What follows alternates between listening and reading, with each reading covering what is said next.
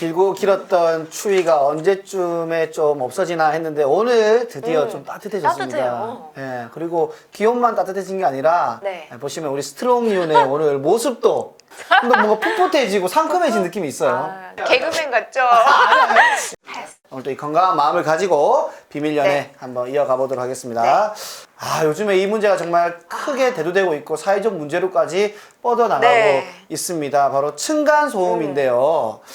이휘재 문정은 부부가 층간소음 논란을 시작으로 해서 이번 주까지 연이은 논란의 중심이 되고 있습니다. 네. 자, 우선 층간소음 그 논란의 시작은 어떻게 된 건가요? 네, 지난 11일에 한 누리꾼이 문정원 씨 SNS에 글을 올리면서 시작이 된 건데요. 네. 문정원 씨 부부의 아랫집에 사는 이웃이라고 주장하는 누리꾼이 네. 아이들이 몇 시간씩 뛰면은 매트라도 좀 깔아라.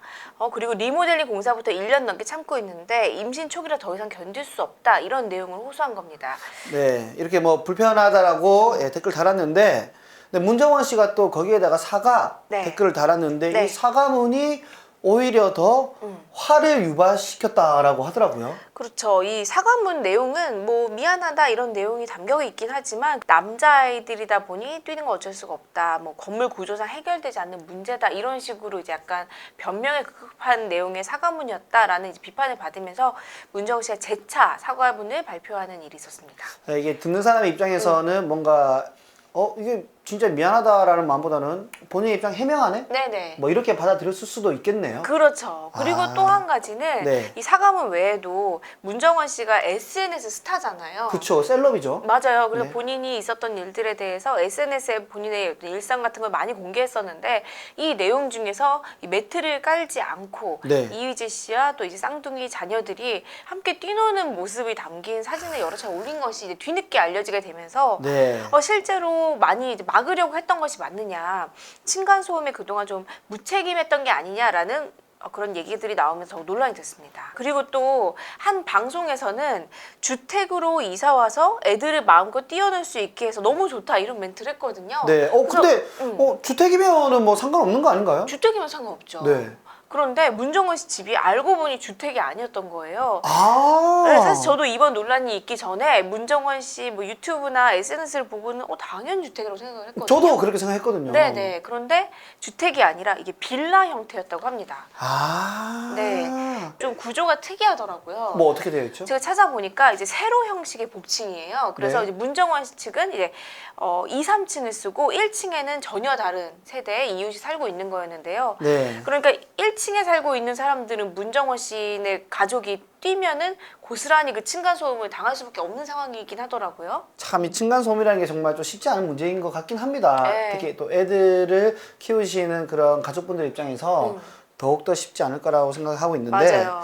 그래서 사실 문정원 씨랑 이제 이휘재 씨가 이제 이웃들을 직접 찾아가서 직접 사과를 했고 네. 또 여기에 대해서 사과문을 썼기 때문에 이 논란은 어느 정도 일단락이 되긴 했습니다. 그 진정성이 잘 전달이 되어서 그러니까요. 이 층간소음 문제 좀 더 원만하게 해결이 되었으면 하고요. 근데 문제는 네. 층간소음뿐만이 아니라 네. 장난감을 구매했는데 이제 비용을 지불하지 않았다라는 논란이 있더라고요. 그러니까요. 이번 논란이 진짜 정말 치명적이고 타격이 컸는데요. 그러니까요. 사실 저도 읽고 나서 믿기지가 않았었는데 네. 15일에 한 누리꾼 이제 글을 올린 겁니다.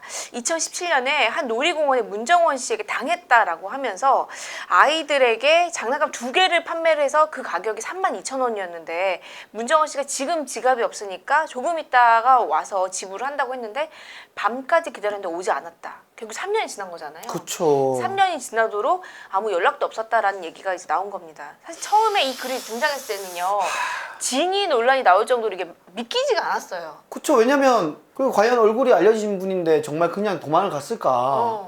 저는 이제 그런 생각을 해봤어요. 저도 이제 애를 데리고 사람 많은데 복잡한데 가다 보면 정신이 없긴 없어요. 네. 근데 그 날은 정신이 없을 수가 있는데 그날 집에 와서 이제 장난감 보게 되면 어머 이거 어떡해?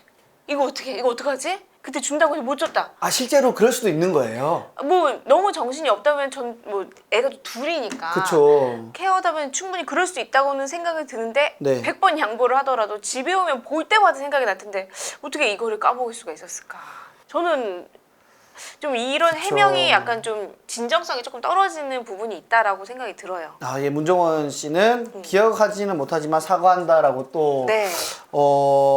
아까 처음에 층간소음의 그 사과문 댓글처럼 네.